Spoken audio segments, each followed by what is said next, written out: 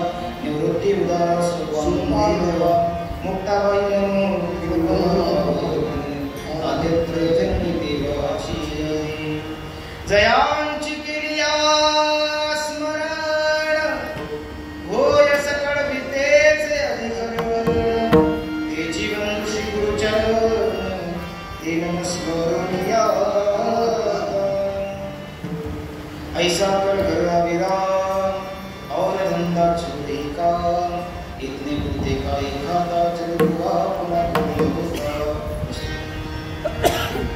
प्राप्त स्थळी प्राप्त प्रसंगी कीर्तनारूपी सेवेकरता निवडलेला अभंग महान भगवत भक्त संत सम्राट विश्ववंदे महाराज काळाच्याही माथ्यावर पाय देऊन सदेह वैकुंठ गमन करणारे जगदवंदनीय जगद्गुरु संत श्रेष्ठ श्री तुकाराम महाराज यांचा प्रस्तुत कार्यसमयी महोत्सवाच्या समयी प्रभू श्री रामचंद्रांच्या जन्मोत्सवाच्या निमित्तानं हिंदुस्थानी या प्रकरणातील अभंग प्रस्तुत कीर्तनरूपी सेवेकरता निवडला.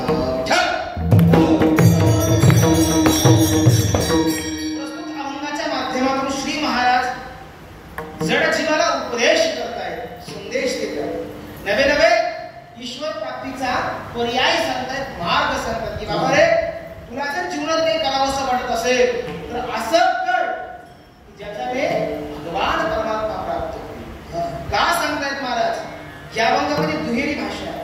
या दुहेरी भाषेच्या माध्यमातून जसं आपण एखाद्याला म्हणतो यदा कदाचित ती ट्रेन जर तुमची चुकली नसती तर वेळेत कार्यक्रम झाला असता. असंही म्हणतो आपण तुम्ही जर वेळेवर आला असता तर वेळेवर कार्यक्रम संपन्न झाला असता. ज्यावेळेस दुरुक्ती करायची असते, ही भाषा वापरायची असते, तेव्हा संत असं म्हणताय इतने गोते काहे खाता जेव्हा तू आपला भूगन होता.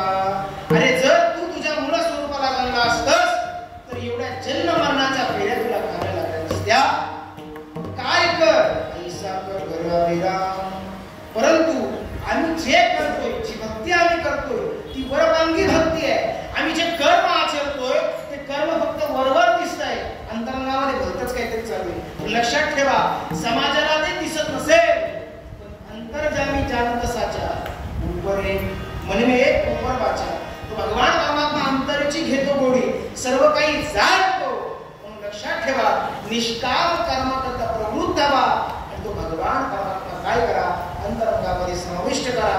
तुकाराम महाराज म्हणतात देश विदेश या समस्त विश्वाचं जर भ्रमण केलं तर एक गोष्ट ध्यानाला येईल, तो नाही अशी जागाच नाहीये, परंतु तो हृदयरूपी मंदिरामध्ये आहे का आधी हे ओळखा, त्याला साठवा. त्याचा परिणाम जन्म मरणाच्या खेपा संपतील. काय केलं पाहिजे महाराजांनी? ऐसा कर घराविराम.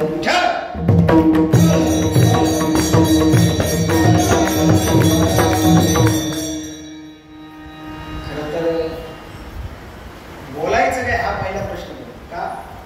कारण मुळात 10:30 सेवा चालू होते आणि महाराज 11 वाजेपासून बोलणार ते 12 वाजेपर्यंत आणि 12 ते 12:40 जन्मोत्सव.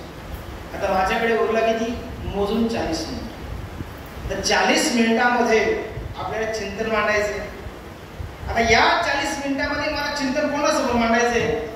तुमच्या समोर जाऊ देव मुख्यमंत्र्याच्या बहिणी बसलेले आणि या सर्व मुख्यमंत्र्यांच्या भगिनी समोर बोलायचं म्हटलं थोडा विचार करा. पहा, गेली अनेक वर्ष म्हणण्यापेक्षा त्रेतायुगापासून ते आज तागत भगवान प्रभू श्री रामचंद्रांच्या जन्मोत्सवाच्या निमित्तानं अखंड भारतवर्षामध्ये जन्माचा सोहळा साजरा केला जातो. आणि त्याच संबंधी आपल्या या मुंबई सारख्या विरार सारख्या परिसरामध्ये आणि त्यातल्या त्यात नायगाव, कोळीवाडा धर्मजागृती मंडळ, वाल्मिकी मंदिर या मंदिरामध्ये गेली 3 वर्ष मीच आहे. असं म्हणत नाही मी पुन्हा येईन, तुम्ही मला पुन्हा बोलवता. 3 वर्ष झाली आपण श्री रामचंद्रांच्या जन्मोत्सवाच्या निमित्तानं हरिकीर्तन सेवा करत असतो. गेली 2 वर्ष वेगळ्या अभंगावर चिंतन मांडलं आणि या वर्षी हिंदी अभंग घेतला. कदाचित कोणाला कारण नसेल, महाराजांना कारण अभंग म्हणतानाच भैरवी घेतली. का म्हणे घेते असू द्या. त्याचं कारण हिंदी अभंग म्हटला की गायक कीर्तनकार सर्वांना काही प्रश्न पडतो. मला प्रश्न पडण्याऐवजी नवं वाटतं ते असं की आपली हिंदी मुळात तोडकी मोडकी 2025 मध्ये राहून सुद्धा पण गेली 350 वर्षापूर्वी तुकोबाराने अभंग लिहिला. दाखव मला एखाद्या हिंदी माणसाला सुद्धा त्याच्यामध्ये चूक काढता येणार नाही. इतकं परिपक्वतेचं हिंदी भाषण तुकाराम महाराजांनी केलेलं या अभंगाच्या माध्यमातून जनमानसाला उद्देश केलेला आहे. विशेष मोलाचा असा अभंग आहे.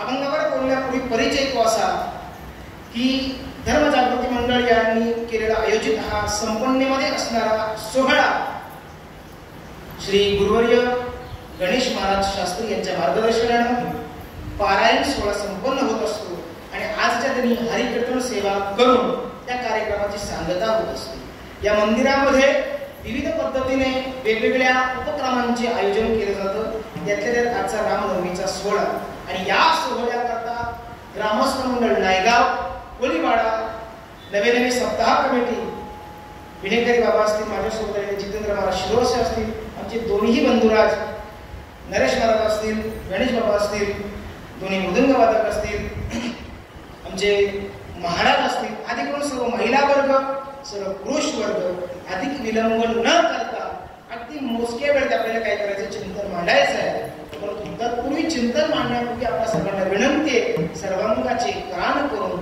चिंतन श्रवण करा। विठ्ठल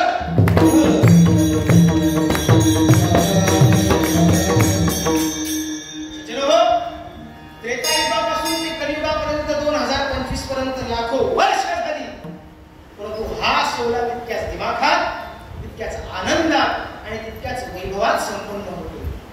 परंतु वास्तविक स्वरूपात जर महाराज पाहिलं, आपण जर लाख वर्षापूर्वी जर मागे गेलो असं म्हणण्यापेक्षा 25 वर्ष जर आपण मागे गेलो तर 25 वर्षापूर्वीची मुंबई, 25 वर्षापूर्वीचा हा परिसर कसा होता हे आपल्याला माहित आहे।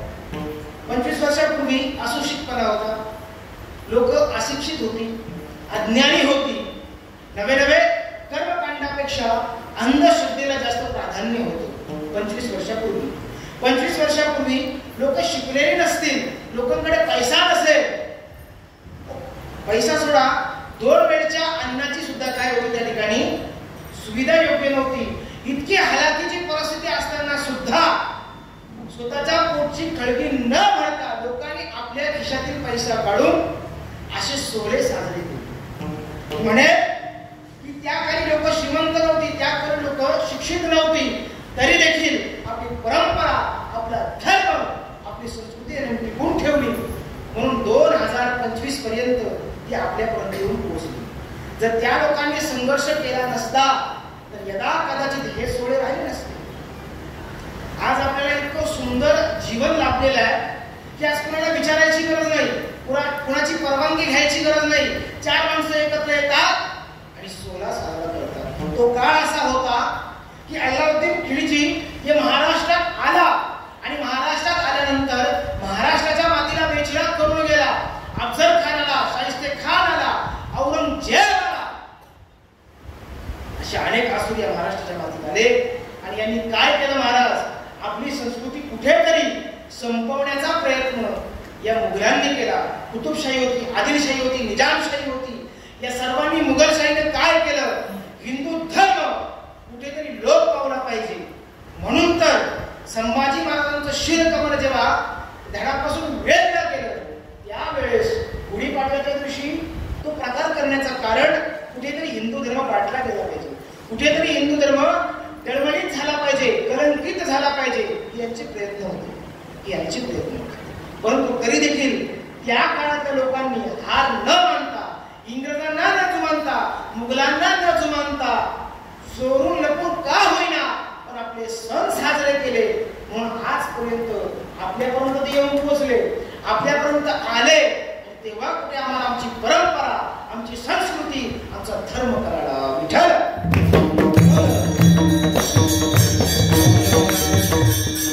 आणि यदा कदाचित त्या काळातल्या लोकांनी असा विचार केला असता की जाऊ द्या, काय गरज आहे आम्हाला। माझा प्रश्न आहे तुम्हाला, जर यदा कदाचित त्या औरंगजेबासमोर संभाजी राजा झुकला असता, जगला असता, टिकला असता, पण मला सांगा धर्म टिकला असता का आपला? आपण काय म्हणतो बा, देश धर्म पर मिटने वाला शेर शिवा का छावा था, देश धर्म पर मिटने वाला शेर शिवा का छावा था, महापराक्रमी परम प्रतापी एकही शंभू राजा था। काय म्हणतोय आपण? कारण धर्माकरिता स्वतःच्या प्राणाचं बलिदान देणारे महात्मे होऊन गेले आणि म्हणून हा धर्म टिकलेला। मी अभंगाची सुरुवात करत असताना असं या करता म्हणतोय कारण आजच्या अभंगामध्ये सर्वात महत्त्वाचा एक शब्द आहे, ऐसा तर याचा अर्थ निष्काम कर्मयोगाकडे संत आम्हाला प्रवृत्त करत आहेत. संत सांगताय बाबा रे, तू जर योग्य कर्म केलंस तर त्या कर्माच्या बळावरती स्वतःचं अस्तित्व प्रस्थापित करशीलच, परंतु तुला जर तुझा धर्म टिकवायचा असेल, तुला जर तुझी संस्कृती टिकवायची असेल, तुला जर तुझी परंपरा टिकवायची असेल, तर तू योग्य कर्माकरता प्रवृत्त झाला पाहिजेस. छत्रपती शिवरायांनी काहीतरी मुठभर मावळे जमा केले आणि स्वराज्याची निर्मिती केली. स्वराज्याची निर्मिती केल्यानंतर त्या स्वराज्याला सुराज्याकडे नेलं. कशा करता? आपल्या पोरांनी गटारी साजरी केली पाहिजे म्हणून, 31 डिसेंबर साजरा केला पाहिजे म्हणून का? हे कर्मच आहे. पण या कर्माकरता सोबत म्हणून सांगतो, ऐका, तुम्हाला महाराज 100 फुटावरून उडी मारायला सांगितली, माराल तुम्ही? 5000 रुपये माराल? नाही. का नाही मारणार? कारण तुम्हाला मला कशाची भीती आहे? जीविताची भीती आहे. अरे मरण प्राप्त होईल, मला जगायचंय. पण लक्षात ठेवा, 500, 1000 फुटावर चढत असताना दर्याखोऱ्यामध्ये आपली बोटं घालून जेव्हा एखादा गड सर करायचा होता, पुरंदरचा गड असेल, त्या ठिकाणी कोंढाणा ताशिवकडा आहे, तो कोंढाणा चढत असताना एक मावळ्याला असा प्रश्न पडला असेल, जर माझा पाय घसरला तर बाळ मोक्ष झाल्याशिवाय राहणार नाही. पण तरी देखील अशाही संकटाला त्यांनी जुमानले नाही. अहो, छत्रपती शिवरायांना त्रास झाला यात नवल नाही. तुकाराम महाराजांना काही कमी त्रास झाला? गोपाला पाटील गावीचे लोक, तुकारामांचे म्हणणे आहे, तुकारामांचे शब्द आहेत, गावात राहावा कोण्यावळे, आम्ही राहायचं तरी कुठे. हे तुकोबारायांसारख्या महात्म्यांना जर प्रश्न पडत असतील तर याचा अर्थ असा आहे की समाजानं यांना सुखानं जगून दिलं नाही, परंतु तरी देखील तुकोबारायांसारखे संत आदि करून सत्पुरुष मागे हटले नाही. आपलं कर्म करत राहिले, त्याचा परिणाम आज जे आपण सुखसोहळे साजरे करतोय ना, की त्यांच्याच कर्माचं फळ आहे. त्यांच्याच कर्माचं फळ आहे. कारगिलचं युद्ध किती लोकांनी ऐकलं असेल, किती लोकांना वाचलं असेल, कितींनी पाहिलं असेल मला माहित नाही. पण त्या कारगिलच्या युद्धामध्ये अनुज नय्यर असेल, पांडे असतील, या सर्वांनी जेव्हा तो टायगर हिल काबीज केला ना, तो टायगर हिल म्हणजे हिमालय, त्याच्यावर गीत आहे पहा, हो जब घायल पडा हिमालय खतरे में पड़ी आजादी, ये मेरे वतन के लोगो जरा याद करो कुर्बानी. आपण ती कुर्बानी म्हणजे त्यांनी जे प्राणार्पण केलेलं आहे, प्राणाचा त्याग केलेला आहे, आपल्या किती लोकांचं लक्षात. कीर्तन संपू द्या, समजा कीर्तन झाल्या या गावाचा हल्दींचा कार्यक्रम असेल तर जेवढी लोक कीर्तनाला आहेत ना, त्या 4 पट महाराज केरानं नाचतात का? कारण आम्हाला आमचा धर्म नकोय, आम्हाला आमची परंपरा नकोय, आम्हाला आमची संस्कृती नकोय. पण ज्यांनी संस्कृती टिकवण्याचा प्रयत्न केला त्यांनी समाजाचे आघात सहन केले. तुकोबारायांचा एक अभंग आहे, गोड अभंग आहे. तुकोबारा म्हणतात की हजारो आघात जेव्हा होतात तेव्हा पाषाण देव होतो, सावनिया टाके घाय देव पाषाण झाला चिपाहे. हजारो घाव सहन केल्याशिवाय दगडाला देव पण येत नाही. तसं हा धर्म टिकवायचा असेल तर हजारो लाखो करोडो घाव सहन करावे लागतात, हजारो कुर्बान्या द्याव्या लागतात, तेव्हा कुठे हा धर्म टिकतो. पण त्यांनी जर एवढं केलंय तर मग आपल्याला असे सोले करायला आमच्या भाषेत काय रोग आलाय का आपल्याला? अरे असे सोले करत असताना सुद्धा हा हिंदू समाज असा आहे की ज्यांना देव नको, ज्यांना धर्म नको. हे कार्यक्रम जेव्हा होतात तेव्हा लोक म्हणतात काय यांच्याकडे पैसा आलाय, उगाच उधळतात. पण असं नसून हा धर्म टिकवण्याचा एक प्रयत्न आहे. माझा तुम्हाला एक प्रश्न आहे, मला प्रश्नाचं उत्तर तुम्ही प्रामाणिकपणे घ्या. किती मुस्लिम समाज असं म्हणतो की मस्जिदची गरज नाही, मस्जिदची गरज नाही असं म्हणणारे किती मुसलमान आहेत? नाही. पण चर्च नकोय असे किती ख्रिश्चन म्हणतायत, गुरुद्वारा नकोय असे किती पंजाबी म्हणतायत, आणि राम मंदिरावर आक्षेप करणारे किती हिंदू आहेत? बोटावर मोजण्यासारखे नाही, यादीच्या यादी भरेल त्यांची जे राम मंदिराला विरोध करत आहेत. जिथे राम मंदिराला विरोध आहे, मला वाटतं वाल्मिक मंदिरात होणाऱ्या कार्यक्रमाला सुद्धा समाजाचा विरोध असेलच. परंतु समाजाने विरोध केला म्हणून आम्ही थांबून चालणार नाही, कारण हे आमच्या धर्माचं कार्य 500 वर्ष जरी आम्ही थांबलो असेल तरी 500 वर्षानंतर सुद्धा आमचे श्रीराम अयोध्यामध्ये आले की नाही? आता ते श्रीराम अयोध्यामध्ये आले, अयोध्येच्या त्या मंदिरामध्ये विराजमान झाले आणि विराजमान झाल्यानंतर अवघ्या भारतवर्षाला आनंद झाला. परंतु देवाचं अस्तित्व काय फक्त मंदिरापुरतं मर्यादित आहे का? काय बोलतो कळतंय ना आपल्याला? कंटाळले का तुम्ही? नाही ना? कंटाळले असेल तर सांगून जातो ऐका. कीर्तन झाल्याबरोबर सर्व महिलांना 1500 वाटण्यात येणार, सर्वांना 1500 मिळणार कीर्तन झाल्याबरोबर. तेव्हा कंटाळून जाऊ नका. मी काय सांगतो ऐका. या जगाचा जो मालक आहे प्रभू श्री रामचंद्र जे असतील, भगवान कृष्ण परमात्मा असेल, विठुराया असेल, हे जे काही दैवत आहेत ही फक्त मंदिरापुरता मर्यादित आहेत का? मला सांगा विठोबाचं अस्तित्व कुठे कुठे? हा,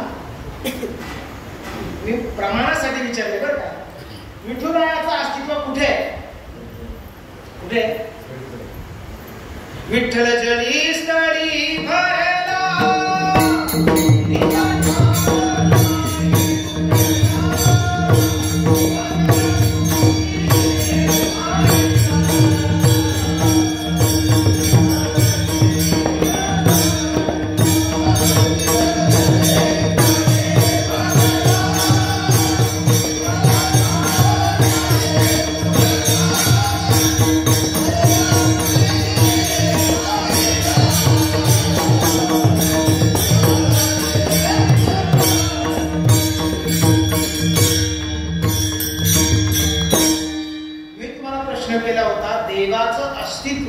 देवाचं असणं काय फक्त मंदिरापुरता मर्यादित आहे का? सोपं कोण सांगतो? देव फक्त मंदिरात असतो का? देव इतर सर्व ठिकाणी आहे ना? मला सांगा, देव जर मंदिरात आहे तुमच्या घरात नाही का? आहे. देव विश्वामध्ये तो भगवान परमात्मा विठ्ठल जली स्थली भरला, सगळीकडे व्यापून उरलेला असा भगवान परमात्मा आहे. तरी सुद्धा तुम्ही दर्शन घ्यायला मंदिरातच का जा? कारण तो मंदिरात आहे, बरोबर ना? तुम्ही तर म्हटले तो विठ्ठल जळीस्थळी भरलेला आहे. या विश्वाचा मालक संपूर्ण विश्वामध्ये अणु रेणूमध्ये सजीव निर्जीव सर्वांमध्ये व्यापून उरलेला आहे. आणि असं असताना देखील तो मंदिरापुरता मर्यादित का राहिला असा प्रश्न जेव्हा संतांना पडला तेव्हा संतांनी त्याला आपल्या डोक्यावरती घेतलं आणि जगात सांगू लागले, देव घ्या कुणी, देव घ्या कुणी. ऐकता आला? लोकांनी काय उत्तर दिलं? देव न लगे, देव न लगे, साठवणेचे रुंगले जागे. माझ्या प्रश्नाचं उत्तर इथे आहे, साठवणेचे रुंगले जागे. म्हणून तो मंदिरापुरता मर्यादित राहिला. विठ्ठल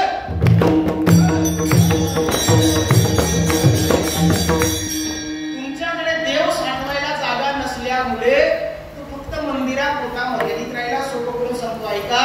जगाचा मालक जळीस्थळी भरलेला, जगाचा मालक नाही अशी जागा नाही तरी देखील त्याला मंदिरात का ठेवावं? त्याचं पहिलं कारण असं आहे की त्याला साठवण्याकरता आमच्याकडे जागाच नाही. जागा नाहीये, त्याला साठवण्याकरता आमच्याकडे जागा नाही. याचा अर्थ जिथं त्याला ठेवायचंय ते स्थान पवित्र नाही. चला दुसरं, जिथे त्याला साठवायचंय तिथे का तो साठवू शकत नाही? त्याचं कारण तिथे अगोदरच बाकीच्यांनी काय केलेले, त्यांनी काय केले, काबीज केले. मी सोपं करून सांगतोय का. तुमच्याकडे आता इकडे कंगुली ही भाषा पहिले नाही करेल, आमच्या गावाकडे म्हणतात. इकडे शेती कोणी करते का? वरती जाऊ द्या, महिलांना प्रश्न करतो. तुमच्याकडे नळ येतात का?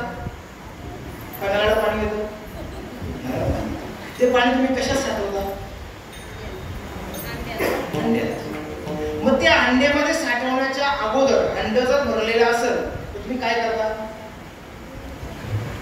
एकतर ते पाणी शिले असेल तर हंड रिकामा करतो आणि मग पुन्हा भरतो, बरोबर? पण पाणी चांगलंच आहे, मग त्यात पाणी भरतो का? नाही भरत का? कारण हंड भरलेलं आहे. जिथे देवाला थांबवायचंय, साठवायचंय ते अगोदरच इतरांनी काय केलेलं, भरलेलं आहे. आणि ज्यांनी भरलेलं आहे त्यांचं नाव आहे का? जहा काम है वहाँ राम नहीं, और जहाँ राम है वहाँ काम नहीं. जिथे विषय विकार थांबलेला आहे तिथे देवाला कधी जागा. मंदिर हे स्वच्छ असावं, पवित्र असावं, आणि मग तिथे ईश्वराचं काय केलं जातंय, स्थान केलं जातंय. म्हणून मूर्ती प्राण प्रतिष्ठा करण्यापूर्वी आपण काय करतो, त्या मंदिराची स्वच्छता करतो, पवित्रता करतो, आणि मग ब्राह्मण करवी ती मूर्ती स्थापन केली जाते, आणि मग त्याला मंदिर असं संबोधलं जात आहे. महाराज म्हणताय, अरे देव जर मंदिरापुरता मर्यादित राहत असेल तर त्याचं उत्तर आम्ही शोधलं पाहिजे. तो मंदिरापुरता का मर्यादित राहिला? संतांनी आम्हाला सांगितलेलं आहे की जगाचा मालक विश्वात व्यापून उरलेला आहे. या जगामध्ये अशी जागा नाहीये जिथे विठ्ठल नाहीये, तिथे देव नाही. देव आहे, जर तो सगळीकडे आहे तर तो सगळीकडे अनुभवायला काय येत नाही? मी इथे मंदिरामध्ये आलो, श्री प्रभू रामांच्या चरणावर मस्तक ठेवलं, दर्शन घेतलं, आणि मी जर बाहेर गेलो आणि तिथे जर मी लाथ मारली तर योग्य आहे का? ते देव नाहीये, लाथ मारलीच पाहिजे. मी जर इथे चुकीचं कार्य केलं तर मी पापाला भागीदार आहे, पण बाहेर जाऊन मी काहीही केलं तरी मला पाप लागत नाही. याचा अर्थ असा आहे, देव फक्त इथे आहे, देव बाहेर नाही.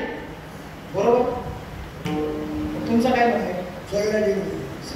बाबांचं असं म्हणणं, तो भगवान परमात्मा सगळीकडे व्यापून उरलेला आहे. मी तुम्हाला पुन्हा पुन्हा पुन्हा तेच सांगतो, कारण अभंगाच्या पहिल्या चरणावर यायचे.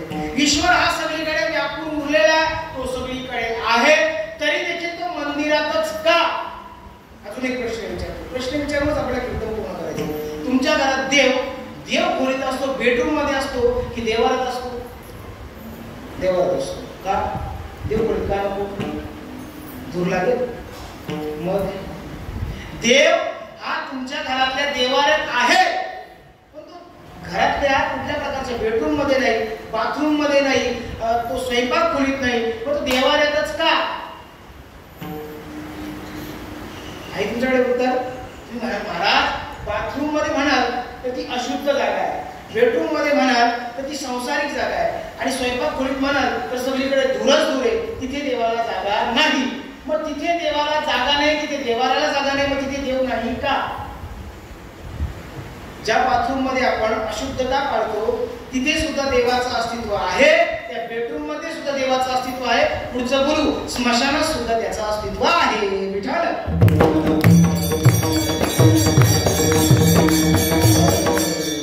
मग जर महाराज त्याचं अस्तित्व चराचरात आहे असं तुमचं म्हणणं असेल, तर तो भगवान परमात्मा मंदिरापुरता मर्यादित का राहिला? याचं उत्तर तुम्ही द्याल का? त्याचं उत्तर एवढंच देता येईल, तो मंदिरापुरता मर्यादित यासाठी राहिला की जिथे त्याला साठवायचंय ती जागा अशुद्ध आहे. जिथे त्याला साठवायचंय तिथे तो आहे, तिथे तो साठवला जातो. याची जाणीव नसल्यामुळे, याचं ज्ञान नसल्यामुळे तो साठवता येत नाही. नवे नवे नवे मला सांगा.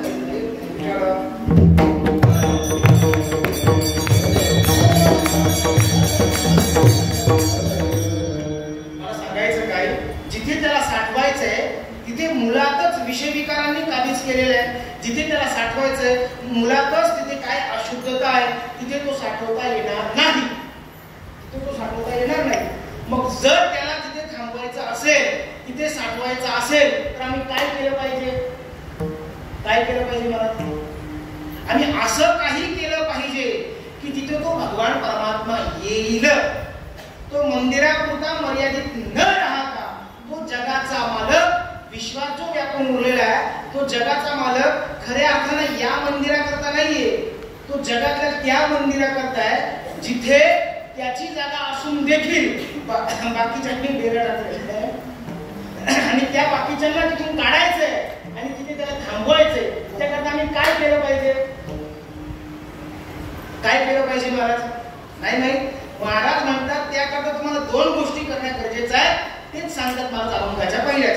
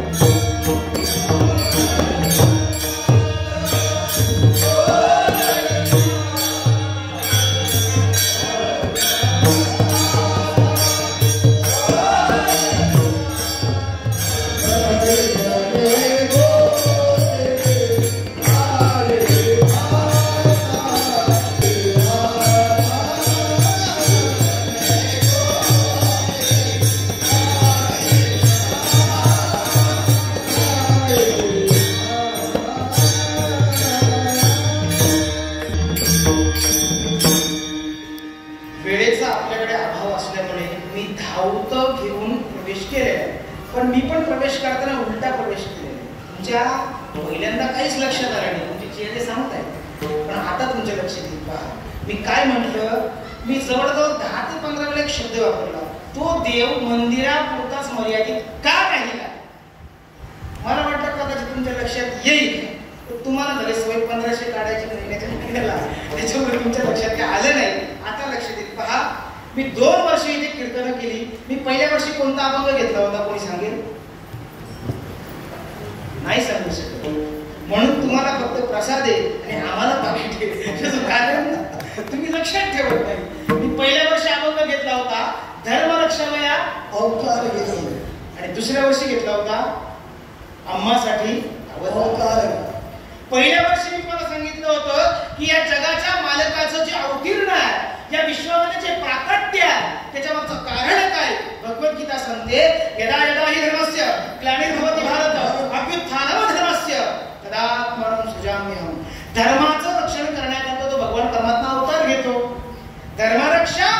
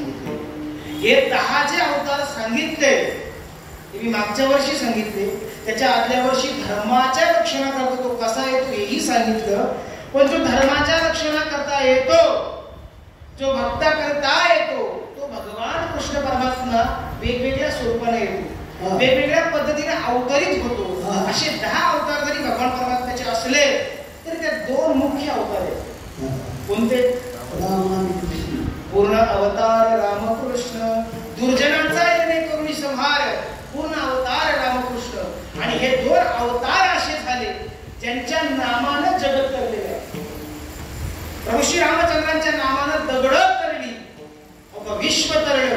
आणि ज्यांच्या मंदिरात आपण बसलोय ते महर्षी वाल्मिकी ऋषी बाल्याचा वाल्मिकी झाले. कोणाच्या नावामुळे? भगवान परमात्म्याच्या नावामुळे. एकाच्या चरित्राचं आचरण केलं तर जीवनाची धन्यता आहे. एकाच्या चरित्राचं आचरण नाही, फक्त उच्चारण. भगवान कृष्ण परमात्मा असे दोन अवतार आहेत. आणि हे दोन अवतारित पुरुष, हे दोन अवतारित भगवान परमात्मा हे केवळ मंदिरापुरता मर्यादित राहिलेले नाहीये, तर यांचं अस्तित्व कुठे आहे ते आपण शोधलं पाहिजे. कुठे शोधलं पाहिजे? देव आहे, देव आहे,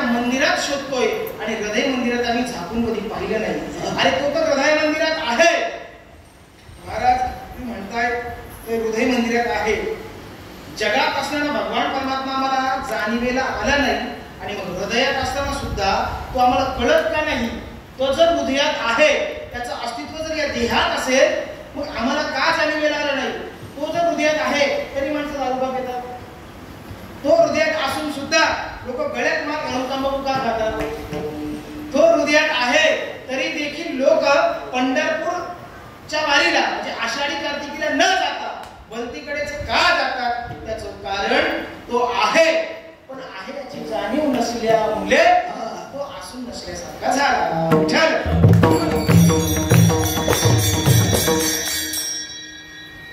आमचे आजोबा आहेत, आणि या आजोबांना त्यांच्या नातवाने एक बॅटरी आणून दिली. बॅटरी माहिती सर्वांना, टॉर्च, बटन दाबल्यावर पेटते.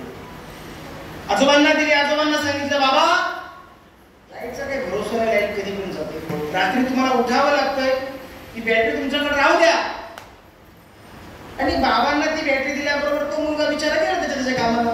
रात्री बरोबर 1 वाजता लाईट निघून गेली, आणि लाईट गेल्यावर बाबांनी बॅटरी घेतली आणि समोर पकडली.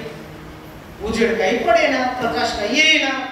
1 तास झाला, 2 तास झाला, बॅटरी काही लागेना. सकाळी आल्या आल्या बरोबर आजोबांनी म्हणले, अरे काय काय इकडे, अरे बॅटरी आणली तुम्हाला, ती टॉर्च नवीन दिली, पूर्ण आणली, कुठल्या दुकानात आणली, फसवलंय तुला, खराब दिली ती. म्हणजे झालंय काय तिला? अरे चालतच नाही. मग त्या नातवानं काय केलं, त्या टॉर्चचं बटन दाबलं. आता काय, ती प्रकाशित झाली, म्हणजे प्रकाश पडला.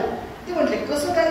मी 1 तास झाला हातात धरलो, ती पेटलीच नाही. म्हटले, बाबा त्याला बटन दाबावं लागतं, बटन दाबल्याशिवाय तिचा प्रकाश पडत नाही. तसं तो भगवान परमात्मा आहे, पण तो आहे त्याची जाणीव कशी होईल, तो अनुभवाला कसा येईल, याचं ज्ञान नसल्यामुळे तो असूनही नसल्यासारखा झाला.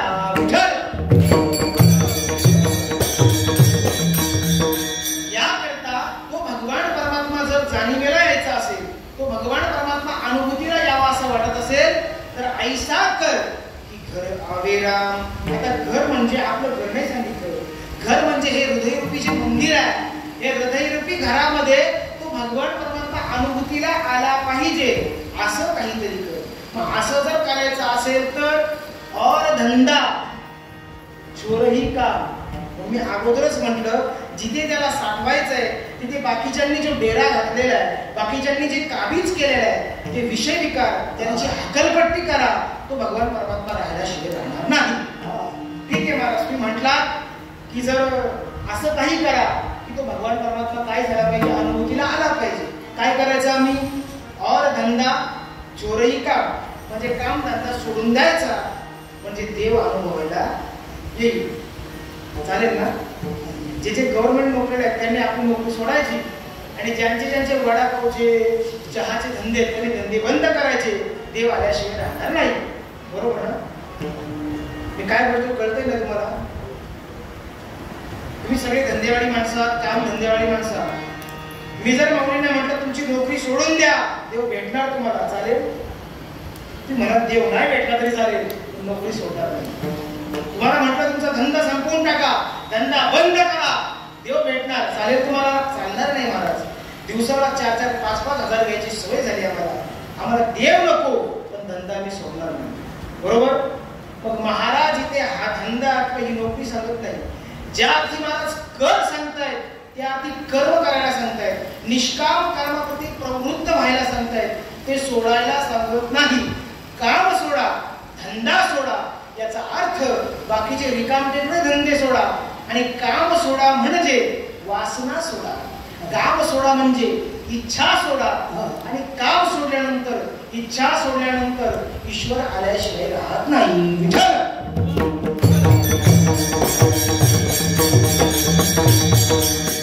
त्याकरता आम्हाला काही उदाहरणं पाहावी लागतील, म्हणजे आमच्या लक्षात येईल की काम आणि धंदा सोडल्यानंतर ईश्वर पुन्हा पुन्हाकडे आला. पहा, मी तुम्हाला प्रभू श्री रामचंद्रांच्या पूर्वजांबद्दल सांगतोय. राजा दशरथांचे वडील, नाव काय त्यांचं? अजयराजा. अजयराजाच्या वडिलांचे नाव रघु. आता ज्यांच्या नावावरूनच हे चालू आहे, रघुकुल रीत सदा चली आई, प्राण जाय पर वचन न जाय. असे रघुराजा, वैभव संपन्नेमध्ये असणारे हे रघुराजा, आणि या रघुराजांकडे एवढी संपत्ती जमा झाली की त्यांनी वसिष्ठांना बोलावं धाडलं. म्हणजे गुरुवर्य, माझ्याकडे अमाप संपत्ती आहे, मला ही संपत्ती द्यायची, मी काय केलं पाहिजे? म्हटले विश्वजित नावाचा यज्ञ करा आणि ही संपत्ती वाटून टाका. कोण म्हणताय? रघुराजा. अच्छा, आमदारांना जरी असा विचार केला तरी कदाचित नगरपालिका तरी सुखी होईल, असे म्हणतात तर कोणी? मला करायला वाटत नाही. ते फक्त 1500 देतील, बाकी देणार नाही. पण ते राजे होते ज्यांनी आपली सर्व संपत्ती समाजाकरता लुटून टाकली. लोक म्हणतात या सरकारनं कर्जमाफी केली. वेडे आहात तुम्ही. जगातली पहिली कर्जमाफी कोणी केली असेल तर वारकरी संप्रदायाच्या कळशस्थानी असणारे तुकोबाळ आहेत, त्यांनी पहिली कर्जमाफी केलेली, बाकी कोणी केली नाही. ऐका, या रघुराजानं आपल्या गुरुवर्यांना बोलावलं. म्हणजे गुरुवर्य, अमाप संपत्ती माझ्याकडे जमा झालेली आहे, काय करावं? आणि गुरुवर्यांचा शब्द आहे, संपत्ती जेव्हा अधिक होते तेव्हा तिचं विष तयार होतं. नाही पटलं तुम्हाला? 8 नोव्हेंबरला तिचं काय झालं? नोटबंदी. आणि नोटबंदी झाल्याबरोबर करोडो पेटून द्यावे लागले. का? ते साठले ना, समाजाला वाटले नाही. परिणाम त्यांना काढीच लावावी लागली. असलेली संपत्ती जर दान दिली तर संपत्ती वाढत असते, कमी होत नसते. या रघुराजानं आपल्याकडची सर्व संपत्ती गोरगरिबांना दान केली आणि कुटीमध्ये जाऊन राहायला लागला.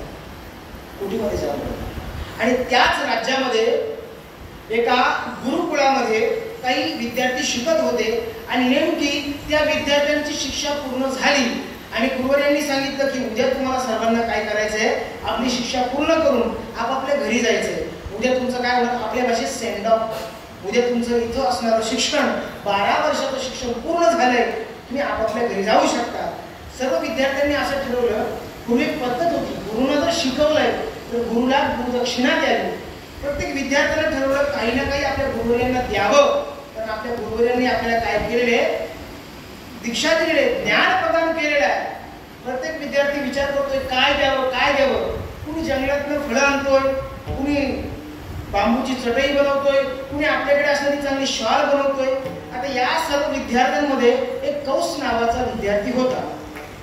आज रस्त्यामध्ये चालत असताना याला सोन्याची एक मोहरा सापडली आणि ती मोहरा याने खिशात घातली आणि विचार केला, ही मोहरा उद्या आपण आपल्या गुरुजींना द्यायची आणि गुरुजींना खुश करायचं. वेळ झाली, निरोप घ्यायची. सर्व विद्यार्थी आले, पाया पडले. कुणी आपली जी वस्तू ठेवायची ती ठेवू लागला.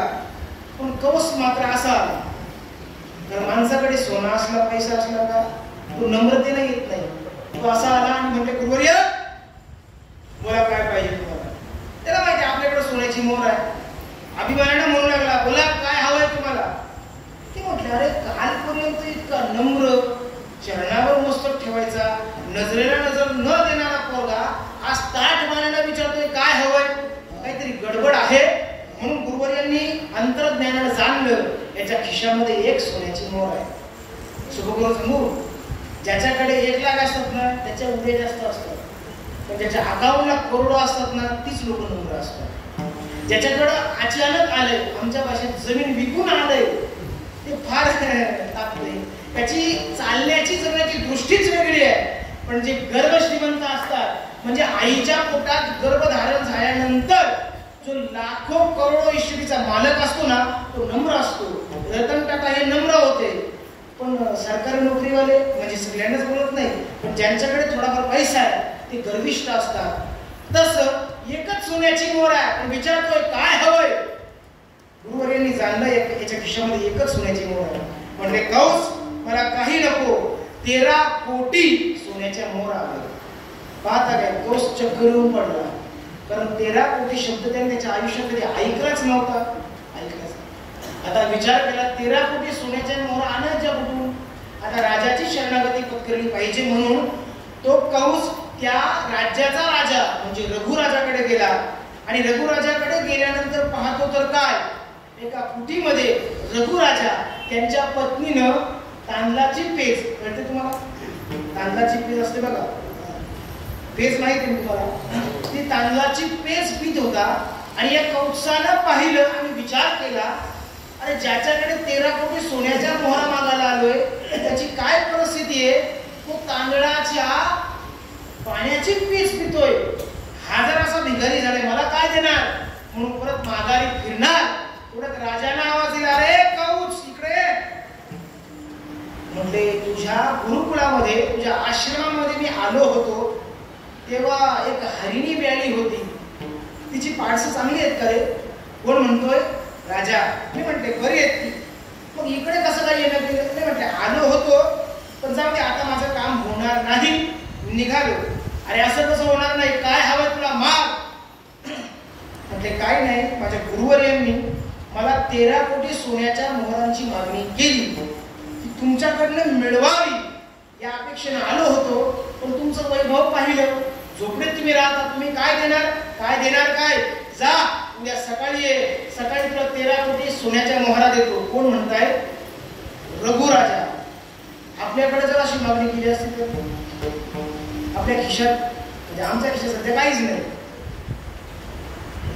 त्यांना नाही करायचं. म्हणून म्हणतो आपलं बरंच चाललंय का?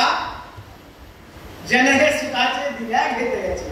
पहा म्हटले अरे माझ्याकडे जरी काही नसेल, उद्या सकाळी ये, उद्या सकाळी 13 कोटी सोन्याच्या मोहरा तुला देतो, त्या घेऊन जा. निघाला, कौच निघून गेला. आणि या रघुराजाच्या पत्नीने विचारलं, अहो कालच तुम्ही विश्वजित नावाचा यज्ञ केला, असलेली सर्व संपत्ती समाजाला वाटून टाकली, आज आपल्यालाच खायला काही नाही, 13 कोटी सोन्याच्या मोहरा देणार कुठून तुम्ही? असं करू का? तेव्हाची पत्नी सुद्धा मला सुशील होती, आता जे असती तर कामकाजच केला असतो. ती म्हणते मी माझ्या माहेरी निरोप पाठवते, उद्या सकाळपर्यंत 13 कोटी सोन्याच्या मोहरा येतील. त्या रघुराजाचा शब्द आहे, ऐक, तुझ्या लग्नाच्या वेळेस जे तू तुझ्या मर्जीने आणलंय ते सोडून इतर घेणं हे माझ्यासाठी पापा समान आहे, ते मी घेऊ शकत नाही. ते कसं काय मिळवायचं ते मी पाहिल, तू तुझं काम कर. रघुराजानं पत्र लिहिलं इंद्राला, आणि इंद्राला असं पत्र लिहिलं, इंद्रदेवा मला 13 कोटी सोन्याच्या मोहरांची गरज आहे, ते मिळविण्याकरता तुझ्या अमरावतीवरती, तुझ्या स्वर्गावर मी काय करतोय? युद्धाकरता प्रवृत्त होतोय, मी युद्धाला होतोय. एकतर 13 कोटी सोन्याच्या मोहरा तरी दे, नाहीतर युद्धामध्ये लढायला तयार हो. आता रघुराजाचा पराक्रम, अहो त्याच्या वंशात श्रीराम जन्माला येतात, तो काय सर्वसामान्य असेल? आणि तुम्हाला काय सांगतो ऐका, ऐसा कर घर आवे राम. असं केलं की घरी राम येतो, म्हणजे हृदयरूपी मंदिरात राम येतो. केव्हा? असं केल्यावर. मग असं निरोप पाठवल्यानंतर त्या इंद्रदेवानं त्या अयोध्या नगरीवरती सोन्याच्या मोहरांचा पाऊस पाडला. इथे पडला असता तर मी सगळे वेचायला गेले असते, बरोबर? तुमचं कशाला? मी इथे थांबलो असतो का? सोन्याचा पाऊस पाडला. सोन्याचा पाऊस पाडल्यानंतर त्या कवचानं 13 कोटी सोन्याच्या मोहरा उसळल्या, निघून गेला. आणि उरलेल्या सोन्याच्या मोहरा रघुराजानं स्वतःकडे न ठेवता एका गाठोड्यामध्ये बांधल्या आणि शमीच्या वृक्षावर, म्हणजे शिदाचं झाड आपण म्हणतो बघा, त्या शिदाच्या झाडावर नेऊन ठेवल्या. आणि समाजाला आवाहन केलं, ज्यांना ज्यांना जेवढं जेवढं हवंय त्यांनी घेऊन जा. आणि त्या दिवसापासून शिदाच्या झाडाची पानं सोनं म्हणून वाटण्याची प्रथा पडली. मी काय सांगतोय की ज्याच्याकडे एक वेळचं खायला अन्न नाही, परंतु तरी देखील कौत्साला दिलेला शब्द पाळतो, जो आपल्या जीवनामध्ये सत्य धारण करतो, सत्याचं परिपालन करतो, त्याच्याच घरी प्रभू श्री रामचंद्रजी जन्माला येतात.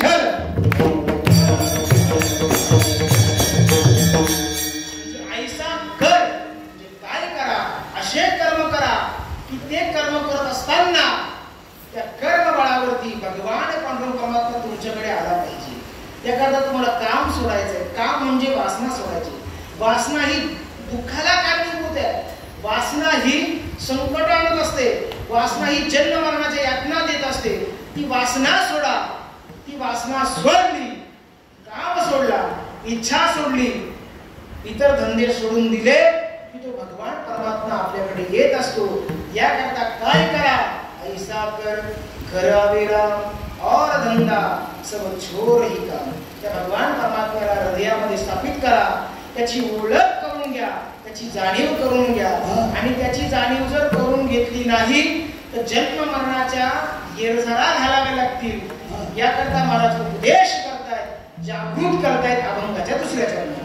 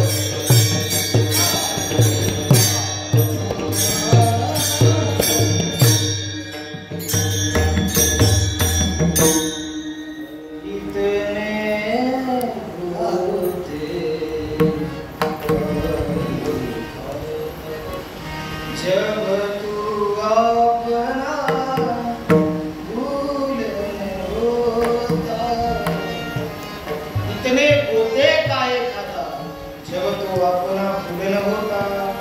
तो जगाचा मालक एकदा का हृदयात स्थापित झाला की मग त्याचा परिणाम असा होतो की तुम्हाला आणि मला आपलं अस्तित्व खऱ्या अर्थानं जाणीवेला येतं. आणि ज्या दिवशी तुम्हाला मला तुमचं माझं अस्तित्व जाणीवेला येतं तेव्हा खऱ्या अर्थानं असणाऱ्या दुःखाची निवृत्ती होऊन नवे नवे ते दुःख वाटत नाही. एक गोड अभंग आहे तुकोबारायांचा. त्या अभंगाचा आशयही फार गोड आहे. आपुला तो एक करून घ्यावा तेने विनाची मग तो एक करून घ्यावा म्हणजे नेमकं काय?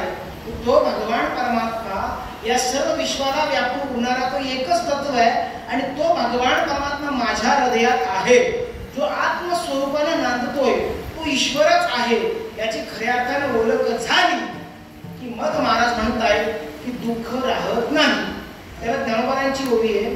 किंबहुना सोय जीव आत्मयाचे नाही तेथ जे होय तया नाम सुख. याचा आशय इतकाच आहे की इतने गोते काहे खाता जब तू आपणा भूल. अरे जर तू स्वतःला ओळखला असतस तर या जन्म मरणाच्या घाईत पडलाच नसतास. हा या चरणाचा आशय आहे. मग कोण आहोत आपण? मी तुम्हाला आज खऱ्या अर्थानं वेगळ्या पद्धतीने का सांगतोय त्याचं मला कारण एवढंच सांगायचंय की आज तक आम्ही रामनवमीचा सोहळा केला परंतु तो मंदिरापुरता मर्यादित राहिला. मंदिरातून बाहेर निघालो की आमचा राम फक्त मंदिरातच, अयोध्येहून आलो की आमचा राम फक्त अयोध्येतच. अरे आमचा राम आमच्या हृदयात आहे हे केव्हा आम्ही जाणणार? हे केव्हा आम्ही ओळखणार? ज्या ती माझ्या हृदयात राम आहे त्या ती तुमच्या हृदयात राम आहे. वयाने तुम्ही माझ्या आजोबाच्या वयाचे आहात पण वास्तविक स्वरूपाने आपण एकच आहोत. ममे वंशे जीव लोके जीवभूत सनातन. हे केव्हा आपण जाणणार? आपण एकच आहोत. प्रमाण दिलं सर्व घटीराम देहातही एक सूर्य प्रकाशक सहस्र. सूर्याची हजारो किरण आहेत. ती किरण वेगळी असतील पण सूर्य एकच आहे आणि ती सूर्याचीच आहे. तशी इथं बसणारी 100 डोकी वेगळी आहे पण त्यांच्या प्रत्येकाच्या हृदयात जो प्रांततोय तो जगाचा मालक एकच आहे. वेगळा कोणी नाहीये. वेगळा कोणी नाहीये. हे तुम्हाला मला जाणायचं आहे. हे तुम्हाला मला ओळखायचंय. पण आपलं झालंय असं की मी जिथे मी आला तिथे आपण संपलो. मी आमदार, मी खासदार, मी असा, मी तसा. तो मी बाजूला काढा आणि मी कोण आहे? मी वासुदेव बडो येईल विचारिता. गणवरांची गोड प्रमाणे आहे मी कोण हा करावा विचार म्हणे ज्ञानेश्वर निवृत्तीचा. अरे आपण कोण आहोत हे जर आपण ओळखलं तर जीवनात दुःख राहत नाही. मी सोपं करून सांगेल आपल्या लक्षात येईल. पहा, रावणानं सीतामातेचं हरण केल्यानंतर सीतामातेला आंब्याच्या झाडाखाली ठेवलं. बरोबर बरोबर ना? कुठे ठेवलं होतं? तुम्हाला चेक करायचं मी जागे आहात की झोपला होता? आंब्याच्या झाडाखाली नाही. बरं, अशोका वाटी म्हणजे जिथे अशोकाची बहुसंख्येने वृक्ष आहेत त्या अशोकाच्या वृक्षाच्या खाली सीतामाता बसलेल्या होत्या आणि सीतामाता स्वतःला दोष देत होत्या. अरे यदा कदाचित सुवर्णाला त्या सुवर्ण मृगाला उरली नसती तर श्रीरामापासून अलिप्त झाली नसती. ज्यांना ज्यांना सोन्याचा मोह आहे, जे जे लोक पैशाकडे धावतात, प्रभू श्री रामचंद्रांपासून दूर जातात आणि जी माणसं या सर्वापासून बाजूला होतात श्रीराम त्यांच्या जवळ येतात. सीतामाता त्या सोन्याच्या हरिणाला भुलल्या आणि तो सोन्याचा मृग मला हवाय याकरिता प्रभू श्री रामांना त्या सोन्याच्या हरणाच्या मागे पाठवलं. परिणाम रावण आला आणि सीतामायांना घेऊन गेला. आणि सीतामायांना घेऊन गेल्यानंतर लंकेमध्ये अशोका वाटीमध्ये सीतामाता शोक करतात. अशोकीच्या बनी सीतामाता शोक करतायत. शोक करतायत म्हणजे नेमकं काय करतायत? दुःख व्यक्त करतायत. अरे यदा कदाचित मी जर लक्ष्मण भैयाला पाठवलं नसतं तर आज या अशोकाच्या वनामध्ये मला राहावं लागलं नसतं. मी माझ्या प्रभूंना अरे सोन्यासारखा माझा पती आहे, सोन्यासारखा माझा संसार आहे, तरी देखील अरे राजाची कन्या मी काय मला कमी केलं होतं.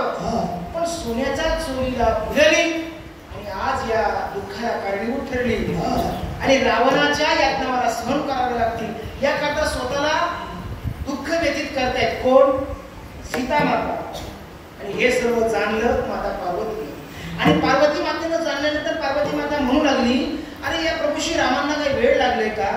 या भगवंताच्या पत्नीला काही वेळ लागले का? कशा करता सीता माता शोक करते? कशा करता सीता माता रडतायत? कशा करता?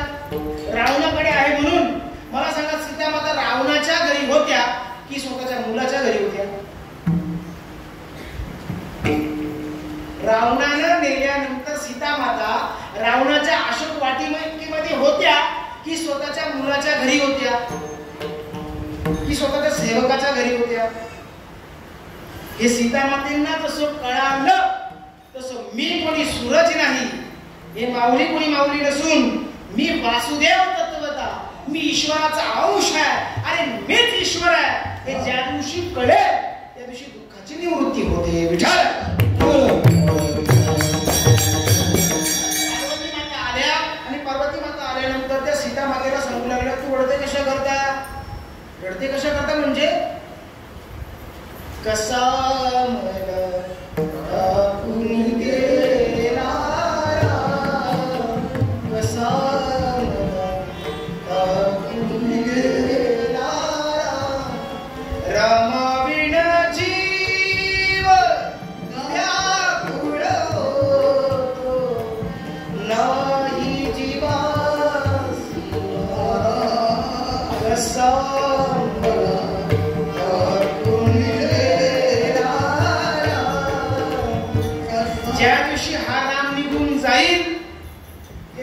आपला रामदास आपल्याला स्मशानात नाही का?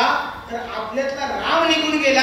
अरे श्रीरामांपासून मी वंचित झाले, श्रीरामांपासून दूर झाले म्हणून तर मी रडते, म्हणून तर मी दुःख व्यक्त करते. आणि मग पार्वती माता सांगताय, तुझ्या दुःखाचं कारण काय? तू रावणाकडे आहेस म्हणून दुःख व्यक्त करते. अगं वेडी आहेस तू. कोणाला म्हणताय? सीता मातेला. अगं तू जिथे आलेस, जिथे आहेस ते तुझंच आहे, हे तुझ्या लेकराचंच घर आहे असं जर कोणाला म्हटलं तर वेडी झाली काय बाई? अरे रावणाच्या त्या असणाऱ्या बंदिस्त मध्ये मी आहे आणि ही म्हणते मी माझ्या मुलाकडे, नेमकी याचा आशय काय? आणि मग पार्वती माता सांगते, ऐक, तू कोणी सीता नसून तू माता लक्ष्मी आहेस, तुझा पती कोणी राम नसून या विश्वाचा मालक विष्णू आहे आणि तुमचं दोघांचं राहण्याचं ठिकाण वैकुंठ आहे. आणि या वैकुंठामध्ये तुम्ही नांदत असताना एके दिवशी सनत कुमार म्हणजे जे सनत कुमार आहेत, सनत कुमार म्हणजे सदनंदन, आता त्यांची नावं मला काही आठवत नाही, पण ते 5 वर्षाची मूर्ती जे सनकाधिक आहे ते सनत कुमार भेटण्याकरता प्रभू श्री रामचंद्रांना म्हणजे विष्णू परमात्म्याला भेटण्याकरता वैकुंठात आले. आणि आल्याबरोबर 2 सिक्युरिटी गार्ड म्हणजे द्वारपाल जय आणि विजय यांनी त्यांना अडवलं. म्हणजे कुठे चाललात? आतमध्ये चाललं वैकुंठात देवाला भेटायला. म्हटले भेटता येणार नाही. अरे भेटता येणार नाही म्हणजे काय? आम्ही देवाच्या जवळ असतो, आम्ही देवाचे स्नेही आहोत, प्रेमी आहोत, देवाचे भक्त आहोत आणि आम्हाला अडवणारे तुम्ही कोण? म्हटले जगाचा मालक तर किती कृपाळू आहे, त्याच्या ठिकाणी भेद नाही, तुम्ही का अडवता? म्हटलं ऐका, आम्हाला जाऊ द्या. पण जय विजयाने त्यांना जाऊ न दिल्यामुळे रागावलेल्या सनत कुमारांनी त्या सनकाधिकांनी श्राप दिला, जा तुम्हाला या पापाचं प्रायश्चित्त करण्याकरता पाप योनीमध्ये मृत्यू लोकामध्ये खितपत पडावं लागेल. असा श्राप दिल्यानंतर दोघंही जय विजय त्यांच्या चरणावर लोटांगण घालतायत आणि क्षमा याचना करतायत, क्षमा करा आम्हाला, पण अशी शिक्षा देऊ नका. ही योनी संपून जर आम्हाला पाप योनी जावं लागत असेल तर आमच्या देवापासून काय व्हावं लागेल? आम्हाला दूर जावं. जगाच्या मालकाला सर्व त्याला काय सांगायची गरज आहे का? अंतरीची घेतो कोणी? तो भगवान परमात्मा सर्व जाणत होता. तो विष्णू परमात्मा बाहेर आले आणि बाहेर आल्यानंतर विचारलं, म्हटले झालं काय? म्हटले काही नाही, अशी घटना घडलेली आहे. आणि जय विजय देवाच्या चरणावर लोटांगणमध्ये, भगवंता एकतर आम्हाला संपवून टाक, नाहीतर इथे थांबव. तुझ्यापासून दूर राहणं, तुझ्यापासून दूर जाणं आम्हाला शक्य नाही, ते आम्हाला असह्य आहे. आणि मग भगवान परमात्म्याने त्यांची समजूत काढली. म्हटले ऐका, बरेच काही कार्य माझ्या वाट्याला आहेत, ते परिपूर्ण करण्याकरता मला अवतरित व्हायचं आहे. म्हणून तुम्हाला मी दोन मार्ग देतो. दोन मार्ग असे की 7 जन्म माझे भक्त म्हणून तुम्ही अवतरण व्हा.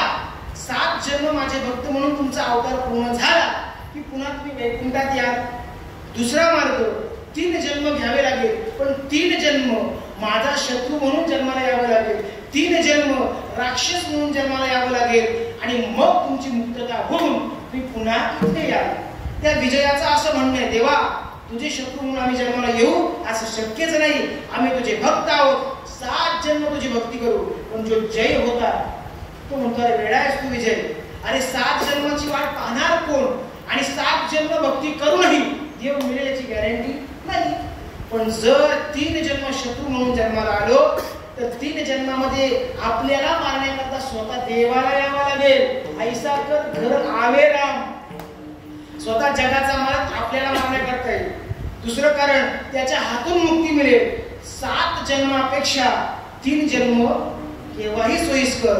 म्हणून हेच जय विजय हिरण्याक्ष, हेच जय विजय रावण कुंभकर्ण आणि हेच शिशुपाल आणि जरासंध. हे जन्म हे 3 अवतार त्यांनी घेतले.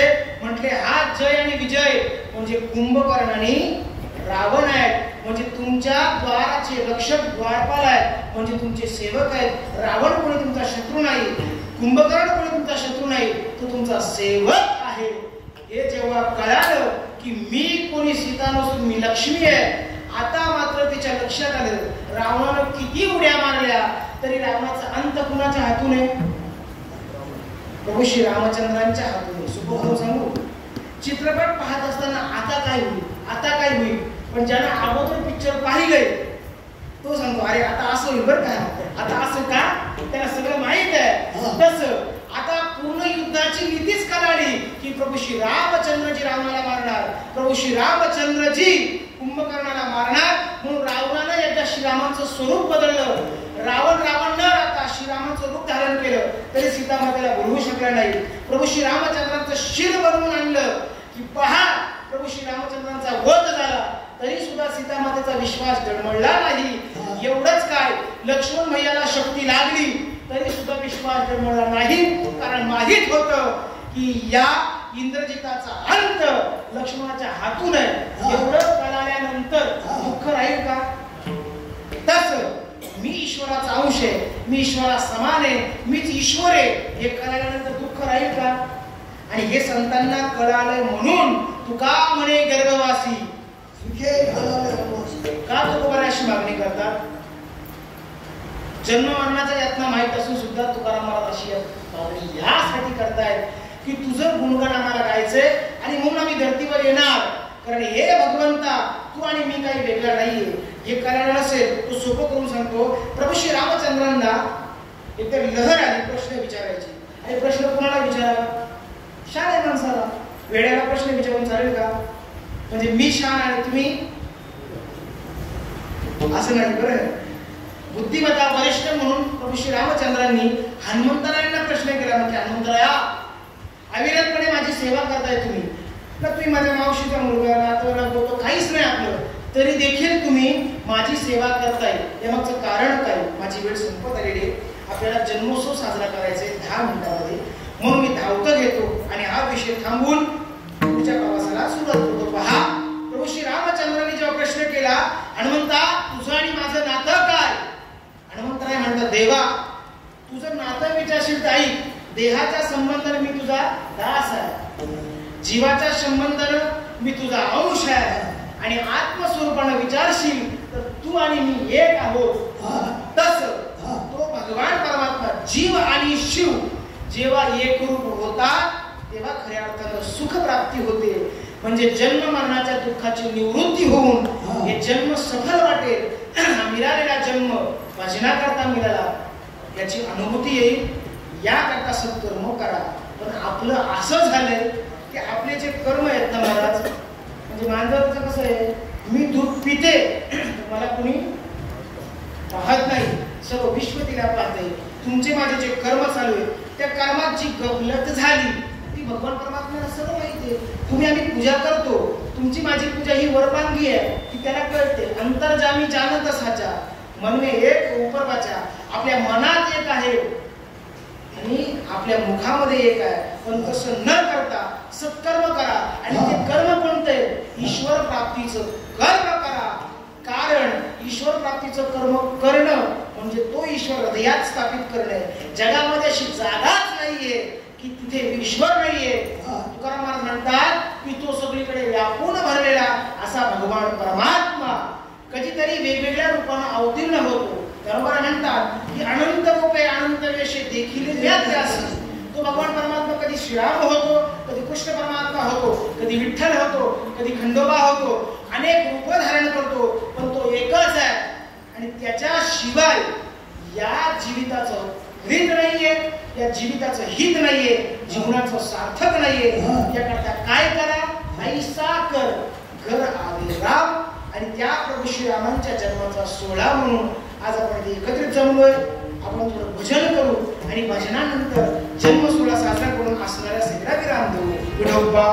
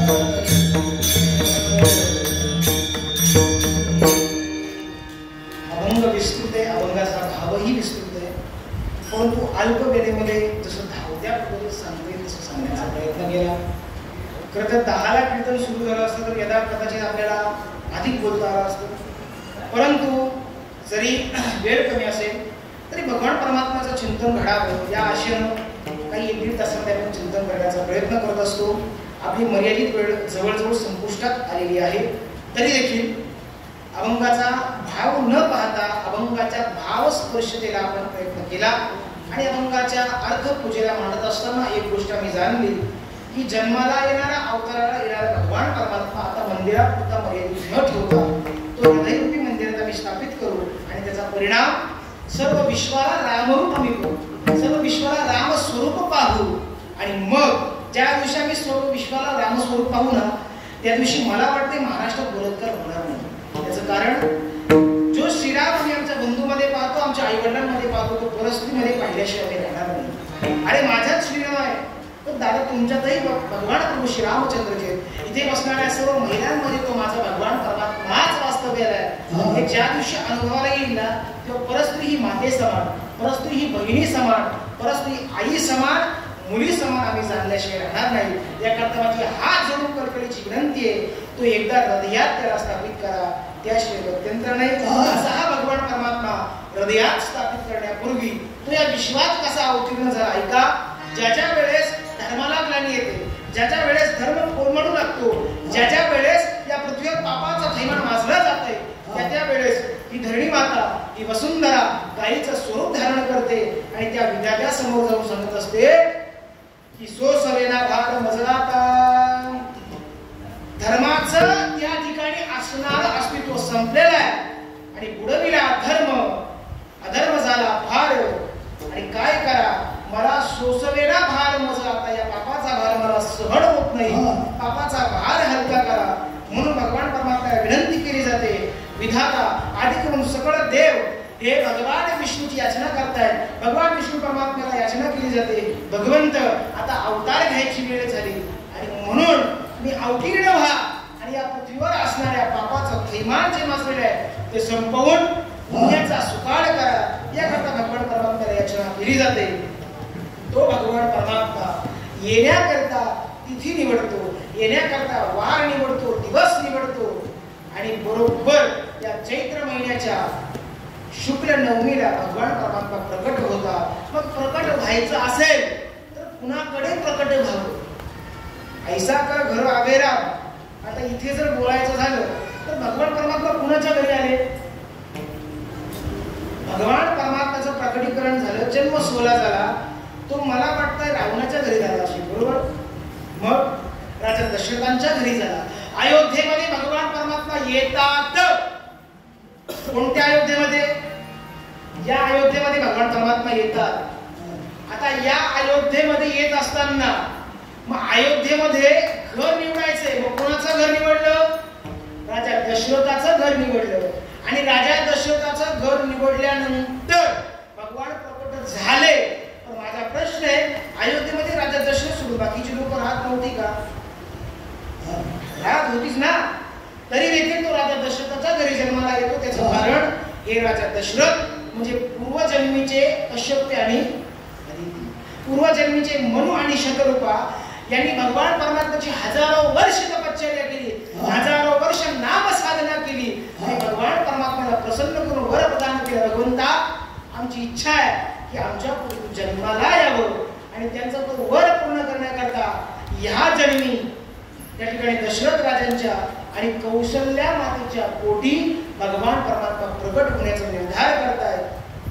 भगवंत त्याच्याच पोटी जन्माला येतो ज्याच्या जीवनामध्ये धर्म आहे, ज्याच्या जीवनामध्ये सत्य आहे, ज्याच्या जीवनामध्ये आचरण आहे, ज्याच्या जीवनामध्ये परंपरेला संस्कृतीला मान आहे. कुणाच्याही घरी जन्माला येत नाही. म्हणून भगवान परमात्मा येतानाच, म्हणून मी म्हटलं की पूर्ण अवतार रामकृष्ण, येताना राजा दशरथ आहे, येताना वसुदेव आहे, येताना नंद बाबा आहे. इतर कुणाच्याही घरी तो जन्माला येत नाही. आणि ठरवलं की आता अवतार घ्यायचा. आणि अवतार घेत असताना भगवंत केव्हा येतात? देवाला सांगितलं, देवा एक काम कर, 1 जानेवारीला जन्म घ्या. देव म्हटलं मी 1 जानेवारीला आलो असतो, पण ते 31 डिसेंबरला झोपलेले उठत नाही लवकर. बरं, उठल्यानंतर डोळे उघडल्यानंतर कळतात, अरे आपलं घर तिकडे, आपण तर कटार येत. कळलं तुम्हाला मला काय बोलायचंय? 31 डिसेंबरला झोपल्यानंतर 1 तारखेला उठतील याची गॅरंटी नाही. म्हणून भगवान परमात्म्याने दिवस निवडला. कोणता दिवस निवडला? चैत्र महिना निवडला. आणि चैत्र महिन्यातील शुक्ल नवमी म्हणजे आजचा दिवस निवडला. आजच्या दिवशी चैत्र महिन्यामध्ये भगवान परमात्मा येत असताना भगवंताचं प्रथम स्वागत या सृष्टी मातेनं केलेलं आहे. वसंताचा पहर फुललेला आहे. अगदी सुंदर असं. आता पूर्वीच्या काळी एवढं ऊन नव्हतं पडत, असं थोडं मंद मंद ऊन पडायचं, तीर उन्हाचा प्रकाश वाढत जायचा. आता सध्या काय झालंय, हैदराबादचं आपण प्रकरण पाहिलं त्याच्यावरनं कळतंय की आता सध्या 45 पर्यंत आहे, पुढच्या वर्षी 55 पण जाईल जर अजून तापले तर. जर आपण वृक्षारोपण करत राहिलो ना तर डॉक्टर सुद्धा, म्हणजे पेशंट नाही बोलत, डॉक्टर सुद्धा गरमीनं मरणार. चुप करून सांगू, इतकी गरमी वाढणार की घरामध्ये असणारे एसी सुद्धा जळणार. का तर आमचं पापाचं प्रकरणच तेवढं वाढत चाललंय. चला, भगवान परमात्म्याने वसंत ऋतू निवडला. वसंत ऋतूच्या दिवशी भगवान परमात्मा येणार. मग येण्यासाठी राजा दशरथाचा त्या ठिकाणी अंगीकार केला. राजा दशरथाच्या पोटी पुत्र संतती नाहीये. राजा दशरथ पुत्र संतती विन दुःखी होता. राजा दशरथाला पोरं किती? किती?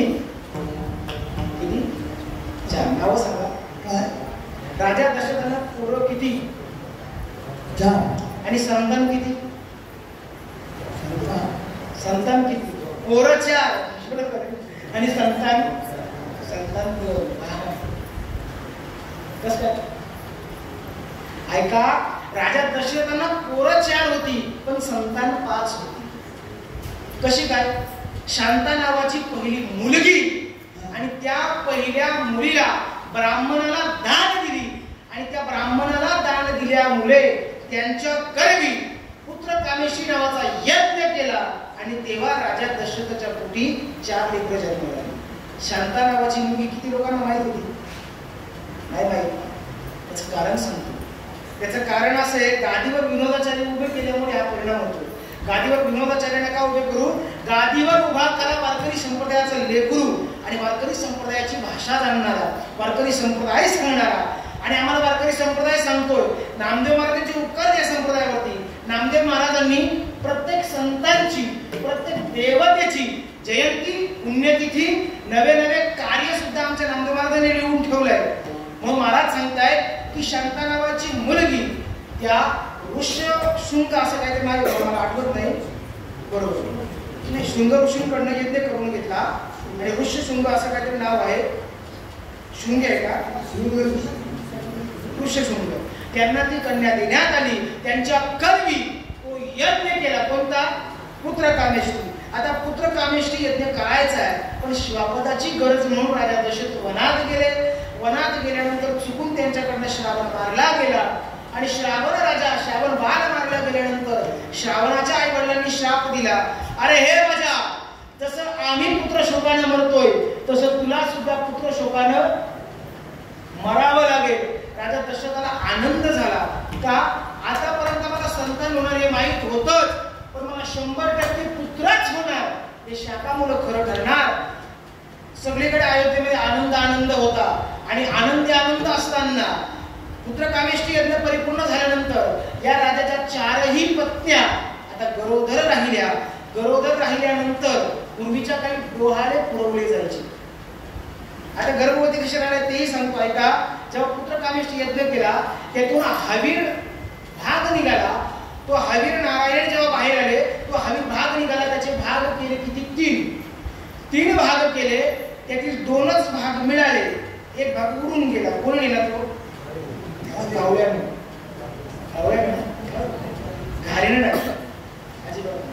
घारीने नेला असा उल्लेख आहे का? पिंड घारीने झडपिला आहे. कोणत्या घारीने? चला ते पुढचा भाग आहे. पण कोणत्या घारीने सेविला? सुरवाच्या नामे देवीची स्वर्गीची देवांगणा. सुरवाच्या नावाची जी देवांगणा आहे ती ब्रह्मशापानं घाण झाली होती. त्या घारीनं कैकेयीच्या हातामध्ये असणारं जे पायसदान आहे, जी खिरीचा वाटा आहे, तो उडवून नेला आणि तो अंजने मातेनं सेवन केला आणि तिच्या पोटी महारुद्र जन्माला आले. मग सुमित्रा मातेनं, कौसल्य मातेनं आपल्या पात्रातील थोडी ती खीर, थोडा तो भाग कैकेयीला दिला आणि मग कैकेयीच्या पोटी राजा भरत जन्माला आले. कौसल्येच्या पोटी प्रभू श्री रामचंद्रजी जन्माला आले आणि सुमित्रेच्या पोटी लक्ष्मण आणि शत्रुघ्न भैया जन्माला आले. असा दिवस निवडला आणि तो दिवस निवडल्यानंतर बरोबर दुपारच्या समयाला भगवान परमात्मा प्रकट होणार आहे आणि म्हणून या धरणी मातेला आनंद झाला. वृक्षवेलींना आनंद झाला. मंद वारा वाहतोय. सगळे देव, सगळे सुरवर सर्व वरून पाहतायत की जगाचा मालक अवतीर्ण होणार आणि पाहता काय अयोनी संभव.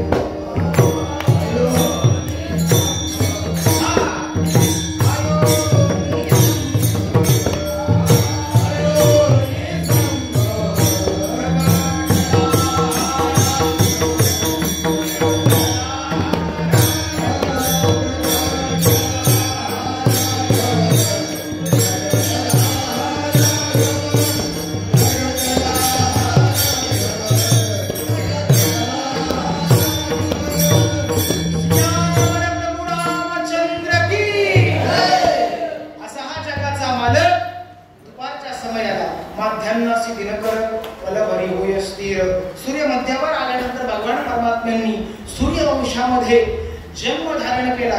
कौसल्या मातेच्या पोटी जन्माला आले. बरोबर भरत दादा जन्माला आले. सुमित्रा मातेच्या पोटी लक्ष्मण मैया आणि त्या ठिकाणी शत्रुघ्न मैया अवतीर्ण झाले, जन्माला आले. तो जन्माचा सोहळा त्या ठिकाणी अगदी आनंदात पार पडला.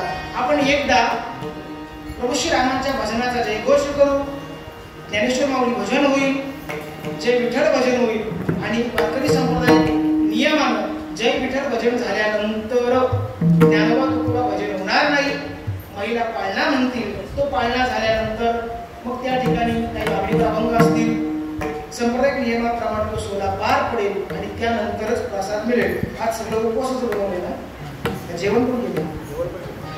मी 2023 तुम्हाला काय सांगितलं होतं की आजच्या दिवशी जेवण करायचं नसतंय, आज उपवास पकडायचा असतो.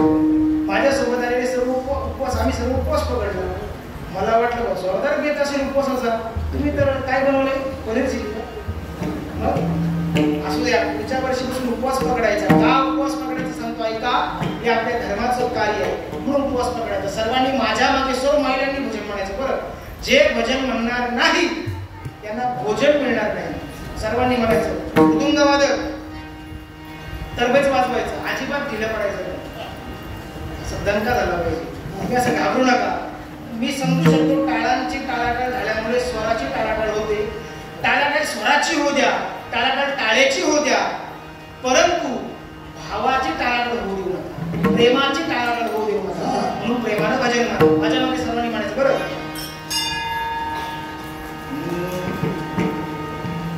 श्रीराम जय राम जय जय राम, श्रीराम जय राम जय जय राम,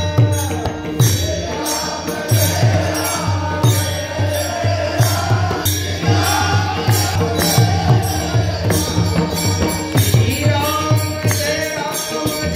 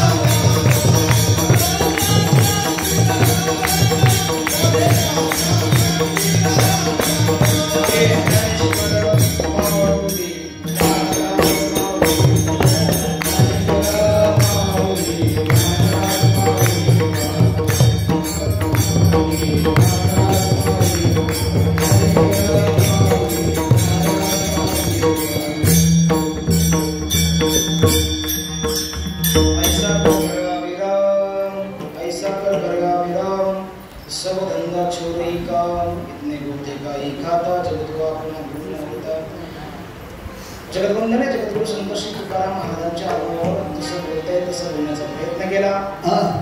या धर्मजागृती मंडळ नायगाव कोलीवाडा आपण सर्व ग्रामस्थ मंडळ हा 16 ते दिमाखात आनंदात पार पडतात. गेली ज्ञात अज्ञात आहे मला बरीच वर्ष आपण हा सोहळा साजरा करतोय आणि या सोहळ्यामध्ये खऱ्या अर्थानं आज वाडिया बाबा यांची मंदिराचं वर्तन दिलं